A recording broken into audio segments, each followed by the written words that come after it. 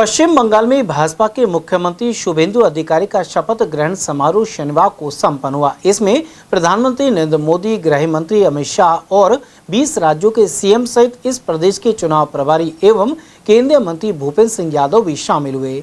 भाजपा के पूर्व जिला उपाध्यक्ष देशराज वर्मा ने बताया कि सभी विधायकों ने एकमत होकर सीएम को चुना। वहीं पश्चिम बंगाल में प्रचंड बहुमत मिलने से भाजपा कार्यकर्ताओं में खुशी और जोश का माहौल है।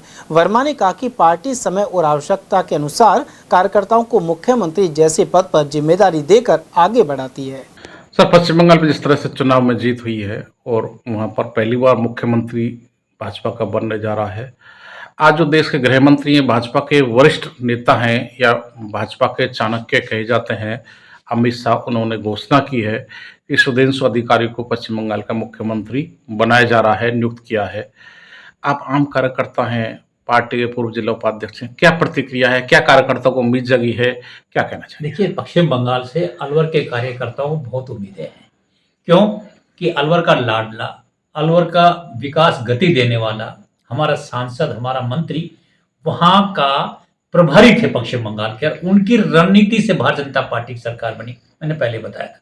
लेकिन एक सबसे बड़ी बात आज बताना चाहूंगा, मैं देख रहा था कि माननीय गृह मंत्री, भारत सरकार के गृह मंत्री जी ने सभी विधायकों को बैठा के निष्पक्ष और सबसे राय शुमारी ली और नाम मात्र एक ही व्यक्ति का नाम, सबों ने मिलकर एक ही व्यक्ति का नाम दिया। फिर भी उन्होंने कहा कि भाई दूसरा नाम भी कोई दो, लेकिन दूसरा नाम भी नहीं दिया, फिर भी दोबारा वही नाम दिया।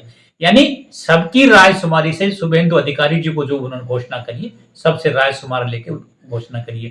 तीसरी बात बताना चाहूंगा कि लोग कह रहे थे कि यार ये गलत हो रहा है, ये हो रहा है। भारतीय जनता पार्टी में साफ शब्दों में कहा है कि अंतिम पंक्ति में व्यक्ति बैठा, उसका भी चांस आ सकता है, उसको भी मौका मिल सकता है।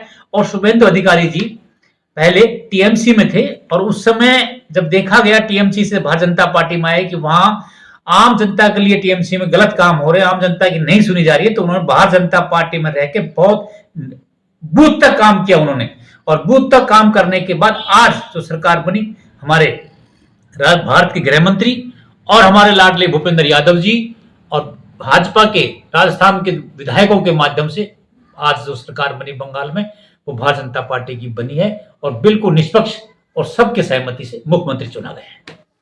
अब लगता है कि मुख्यमंत्री जो बनाए जा रहे हैं अधिकारी, पश्चिम बंगाल के लिए अच्छे मुख्यमंत्री साबित होंगे, क्षेत्र का विकास होगा। जो वहाँ जिस तरह से हिंसा की और सांप्रदायिकता के हालात हैं, अशांति के हालात हैं, उन पर काबू पा सकेंगे और पश्चिम बंगाल और देश के लिए अच्छे साबित होंगे। देखिए, वो पुराने खिलाड़ी हैं और अब बंगाल के रहने वाले हैं। हमारे गृह मंत्री जी ने कहा था कि बंगाल का होगा, आपके बीच का होगा, आपकी भाषा को जानता होगा, आपकी समस्याओं को जानता होगा, ऐसे व्यक्ति को मुख्यमंत्री बनाएंगे। और उन्होंने जो कहा उस कथनी को पूरा किया। उनके बीच का, बंगाली भाषा जानने वाला, आम जनता की समस्याओं को जानने वाला, भारतीय जनता पार्टी की नीतियों को जानने वाले, उनके बीच के व्यक्ति को मुख्यमंत्री बनाया है, जिससे कि आने वाले समय में जो बंगाल के अंदर ममता बनर्जी से लोग परेशान थे, उनकी नीतियों से परेशान थे, उनका अत्याचार से परेशान थे, वहां गरीबी फैल गई थी, वहां पर जो थी उन चीजों को सुधार करने के लिए अधिकारी जी को जो मुख्यमंत्री बनाया, ये बहुत अच्छा काम किया है। क्यों कि ये बंगाल की समस्याओं से अवगत है, ये उनको दूर करेगा, ये निश्चित है। उधर पूर्व विधायक जयराम जाटव के अनुसार पश्चिम बंगाल में भाजपा की नीतियों की जीत हुई है।